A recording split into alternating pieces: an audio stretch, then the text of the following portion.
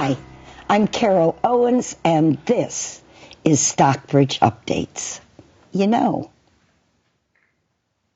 we have an unusual form of government in Massachusetts. Almost all of the 315 municipalities have a town meeting form of government. Someone take a minute to talk about that, because this year, no kidding, guys, town meeting may be very, very interesting. You all know about the select board. All right, think of our federal government. Think of the select board as the executive branch.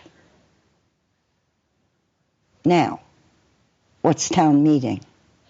It's the legislature. Guys, you hold the purse strings. Anybody that doesn't go to town meeting, reconsider. You can tell them how to spend money, or better yet, how not to. Because you know what? Your taxes are based on how much you approve for them to spend. Spend less, we pay less. Don't forget that one. Now, why should this year be interesting? Well, there's some interesting issues coming up. And you vote on those too. Think of it this way. When you walk into that town meeting, there's not one person who was elected, appointed, or hired that can get paid a salary or a stipend unless you vote yes.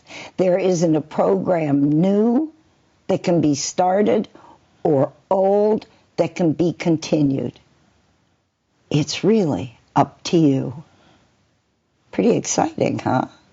One of the things that they'll talk about this year is the new Healy administration pieces of legislation, many of which have to do with affordable housing, which I know is a subject of interest to a lot of people. So go to town meeting, exercise your power, and you can't complain about taxes because you just voted them in. Today is a fun day. I have two really fun people as guests. And you know what they do, of all things?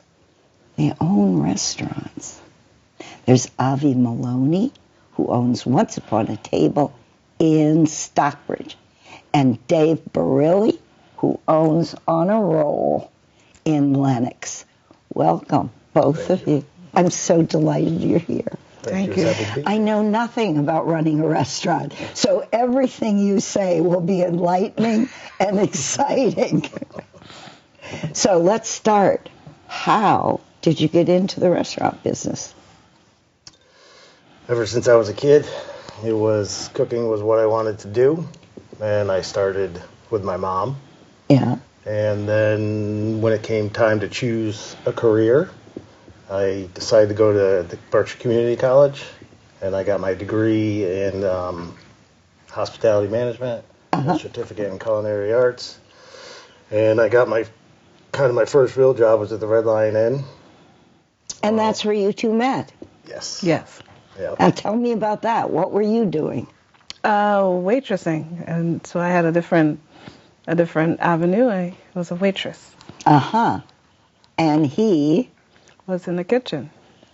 I think it was Douglas Luff back then. I think. That was the name of the chef. Yeah. And then Dave, you were the sous chef. Yes.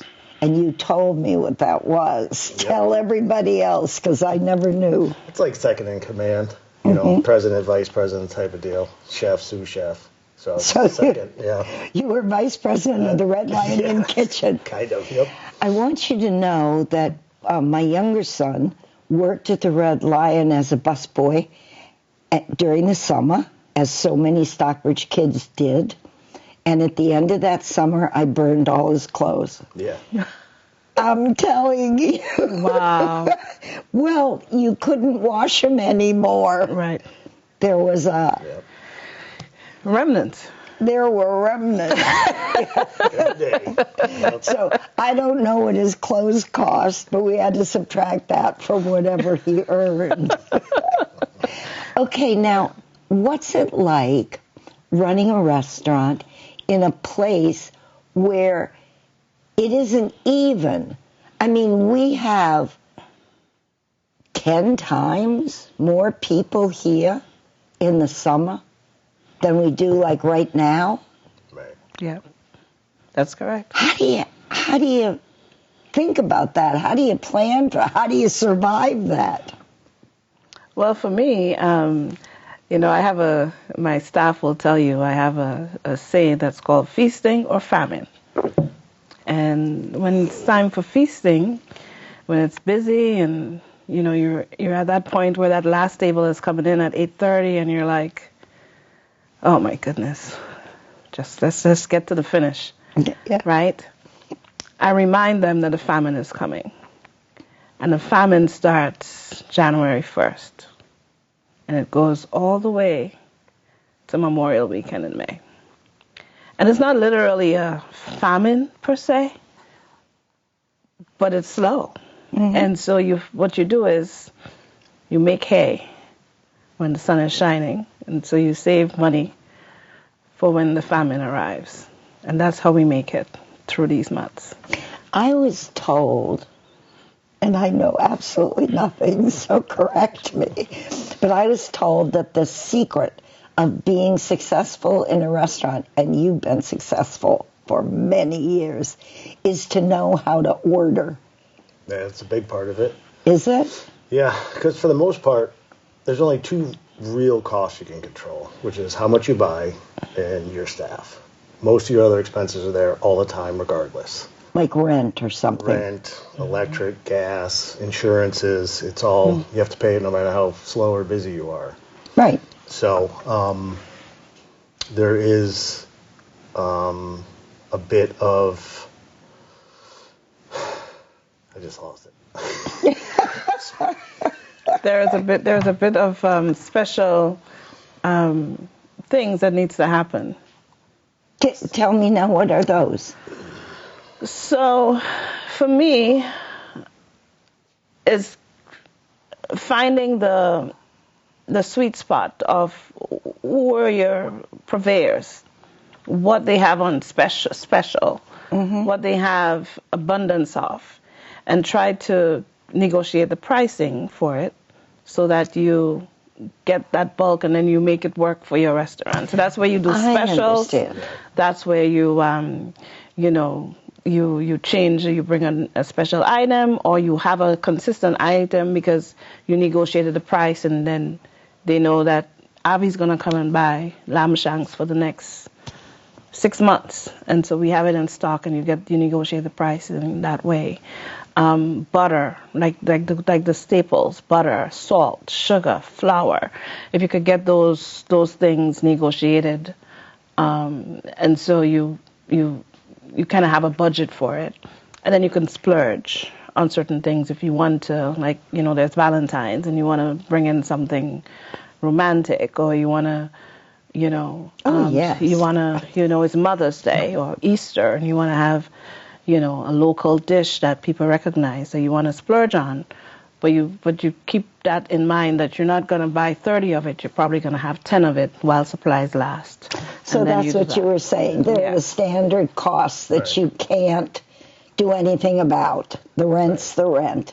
But you can keep your eye on negotiable costs. Yeah. And this time of year you can, I'll order more often, lesser amounts for freshness and things like that. And in the summertime when it's crazy, you have to stock up. Yeah, you have to stock up.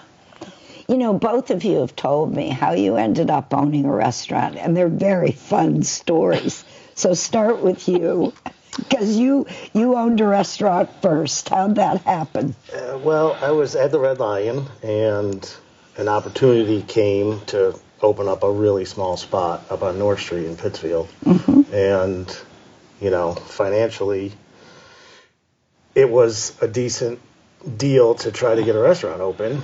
So much so that it was almost, if it wasn't successful, it would be okay. We could move on. So we did, and that's how I started. And I had 13 seats, and we gave it a shot. And after a year and a half, it became successful, and we built a different location across the street on North Street in the central block. Went from 13 seats to like 60. Wow. And then we were there for about 14 years. And then an opportunity came to open in Lenox. So we took that opportunity, and I had both restaurants for about a year and a half. And that got to be a little bit overwhelming, especially with the volume in Lenox. Right. How many total seats with that? There were 60 in Pittsfield, and how many on the Lenox Road? In the summertime with the outside and whatnot, you're about 85, 90 seats. So Wow. only about 150 between the two of them, plus catering Wow. we were doing. And Oh, yeah. I've had the pleasure of eating at every single one of those, including the first 13-seat one. And that was successful very rapidly, because I know when somebody took me there, they said, you can't miss, this is the place, we have to go here. So it was that kind of, and of all the places outside on Pittsfield Lenox Road, that's such a beautiful spot. it is a very nice spot. We have a Yeah. great outdoor dining area, little pond. It's very, for being right on the main. A little trail that Yeah. goes nowhere, Yep. but looks real good. Yeah. That's fun. And there was some story. Can we tell the story about how all the chairs and tables or something got left, and that helped you? Yeah, they left everything. And so it was kind of like, originally I just rented the space.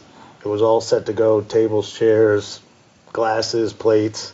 So I just went in, started paying rent, and about 5-6 years after that, I was in the position to be able to buy the building. The opportunity came. So in 2021, I bought the building. It's very cool. Sounds like if you just stand still, opportunity falls in his lap. Exactly. Is that what happened to you? Well, mine was a little bit more similar in some ways. Alan, who owned Once Upon a Table for about 20 or so years, wanted to retire, and he offered the restaurant to some staff people, and they didn't feel that it would pan out for them. So I decided to try. Good for you. And so as a long-term wait staff there, I decided to explore the idea of becoming a business owner, not knowing that it's easier said than done. For sure. And I went through the whole process, and it was 2021, and the banks were like scared because lots of restaurants were closing, and to see me trying to reinvent the wheel with Once Upon a Table.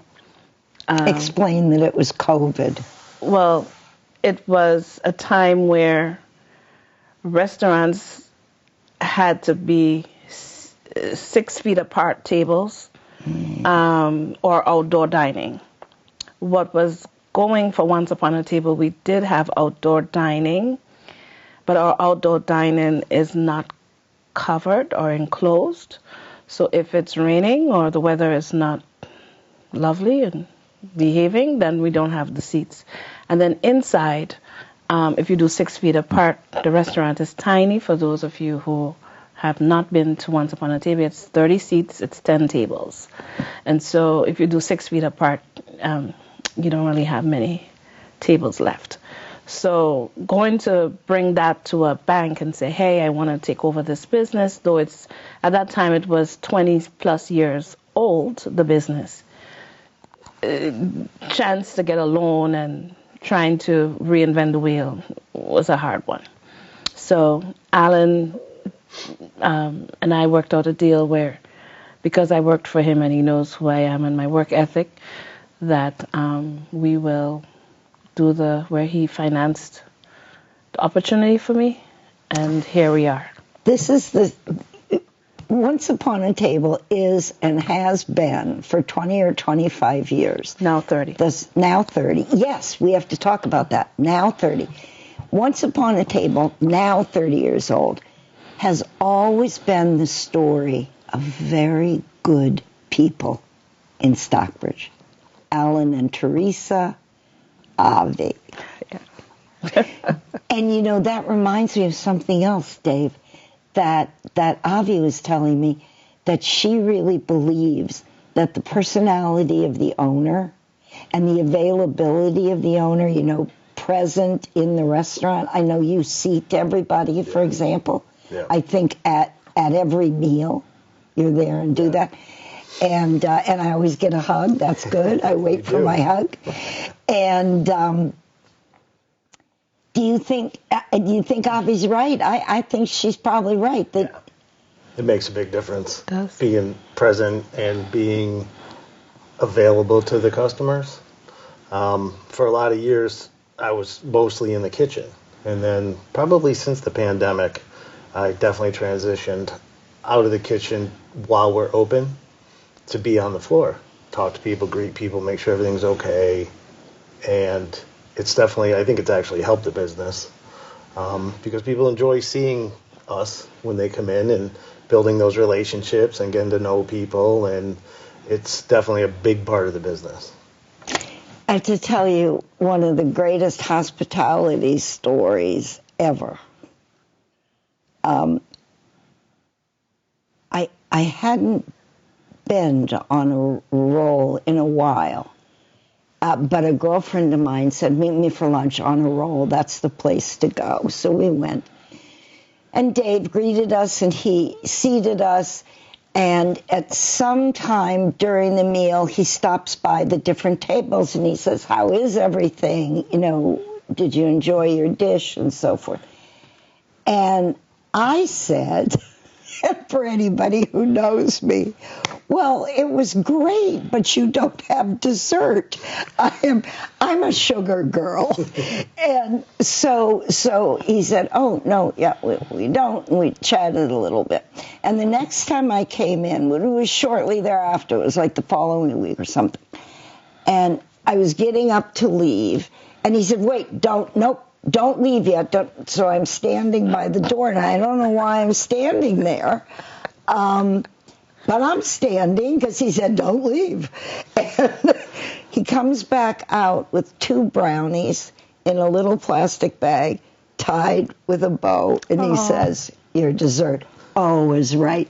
This is a man who owns a restaurant who, A, you will never forget, and B, if there's a choice between 2, you're going to on a roll.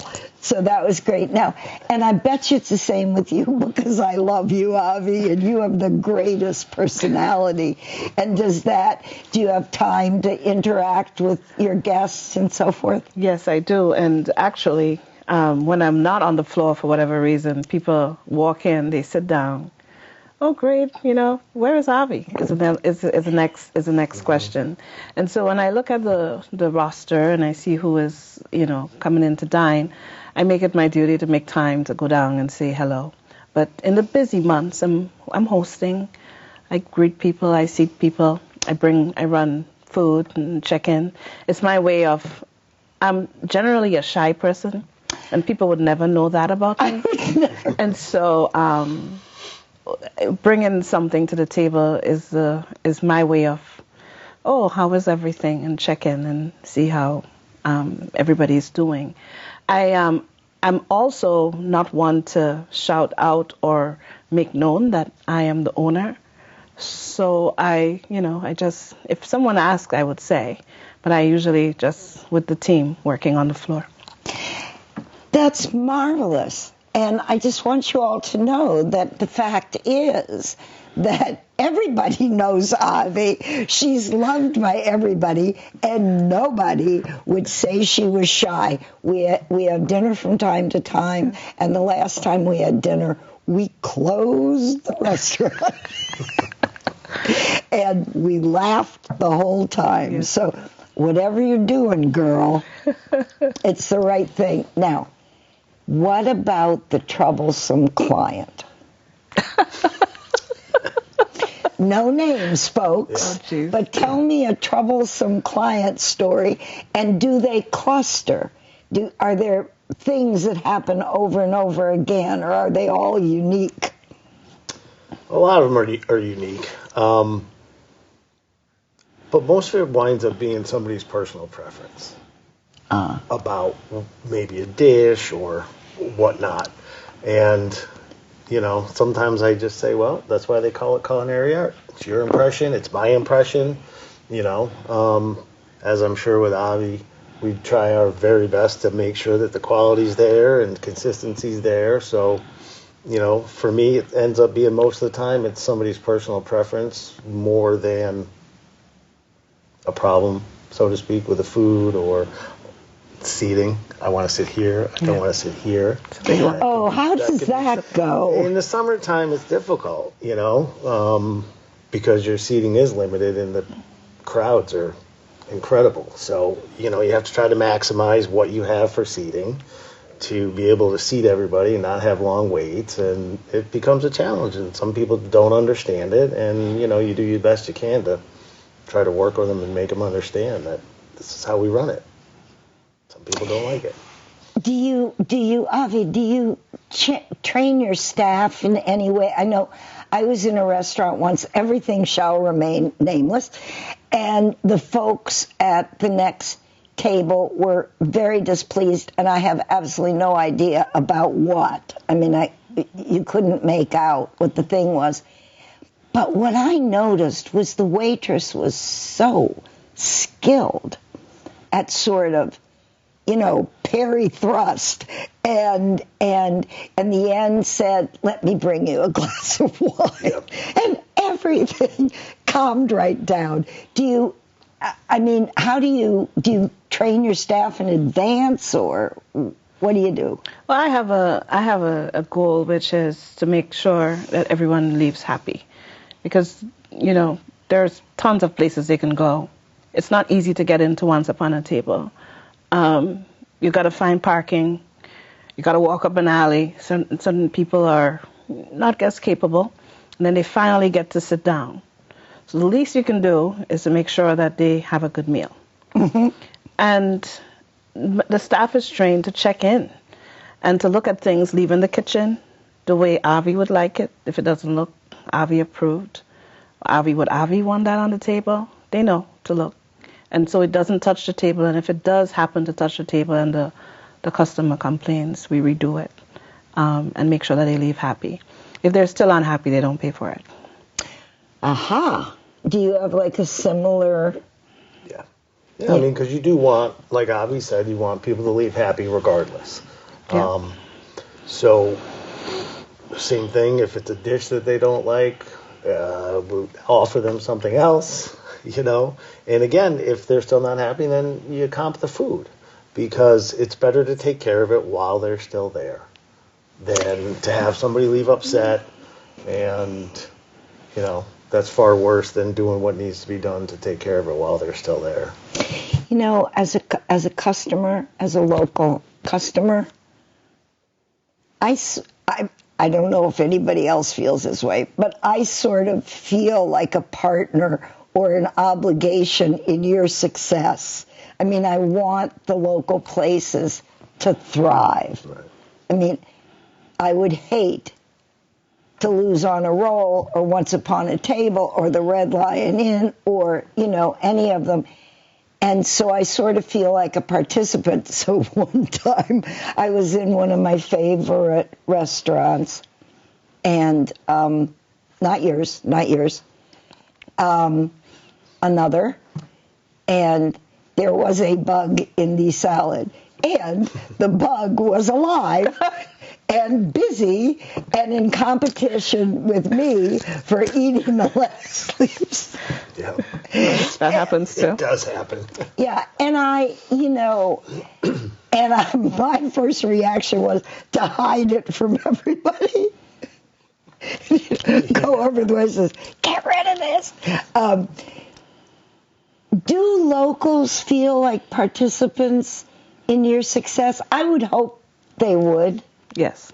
That's why I'm able to thrive the way I do. And for me, I did not realize how much Once Upon a Table meant to people until we had to close between the transitioned with Alan and myself, and I did some renovations and, made the place a little, I call it lipstick and rouge. I did some painting, lighting, that people they're committed to their local spots. And they feel like they have an obligation to make sure that the restaurant lives. And so there's people that I could guarantee you I know will call on the slowest nights and come to dinner. And I recommend people to you all the time. The locals recommend people. You are one of them. And in the town itself, people recommend the restaurant as well. So I think it's the good old word of mouth. I know everything is about reviews right now and online and Instagram and social media. Well, let me tell you, that word of mouth, that newspaper article, that word, Avie is a good place to go, goes a long way. Yeah. Well, let me put in my recommendation. Nobody miss going to Once Upon a Table and On a Roll. You'll have a really, really good time. And these two charming people will come by your table and say, did you enjoy your meal? How was everything? And everything today on this show was wonderful. And I thank you so much for being with us. Thank you for the opportunity. Thank you for the opportunity.